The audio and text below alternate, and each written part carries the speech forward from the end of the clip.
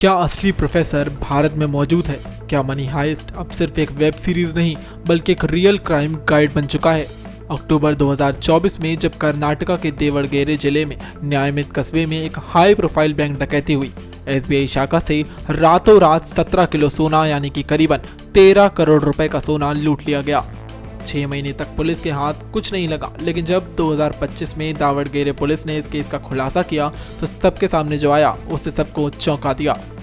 मुख्य मास्टरमाइंड विजय कुमार तमिलनाडु का रहने वाला था और कोई बड़ा क्रिमिनल नहीं बल्कि एक आम आदमी था जो मिठाई की दुकान चलाता था। अब उसने बैंक से 15 लाख रुपए का लोन मांगा था, लेकिन उसका क्रेडिट स्कोर कम होने के कारण उसे रिजेक्ट कर दिया गया। तो उसने लिया एक सबसे बड़ा फैसला।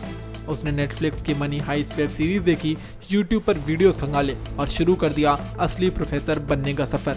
6 से 9 महीने तक प्लानिंग की गई, टीम तैयार की गई और औजार तक खरीद लिए गए, जैसे कि गैस कटर, ऑक्सीजन सिलेंडर, यहाँ तक कि उनके सीरियल नंबर तक मिटा दिए गए। और फिर 28 अक्टूबर 2024 की रात में गैंग 4 किलोमीटर पैदल चलकर बैंक में घुसी, ग्रिल तोड़ी, लॉकर काटे, सोना निकाला और जाते जाते सीसीटीवी की डीवीआर तक ले गए।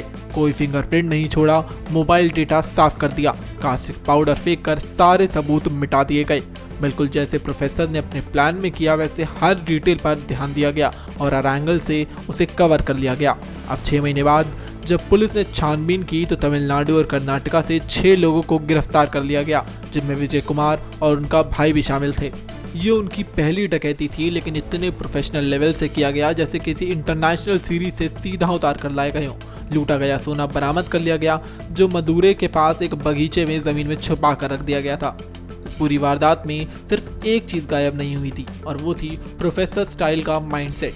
क्या ये बदले की भावना थी या सिस्टम से बदला लेने की कला, जो कि एक आम नागरिक प्रोफेसर बनने को तैयार हो गया? अक्टूबर 2024 की ये मनी हाइस्ट 2025 में भी सुर्खियों में है, क्योंकि कहानी अब भी खत्म नहीं हुई। और ऐसे ही अपडेट्स के लिए देखते रहिए प्राइम न्यूज़।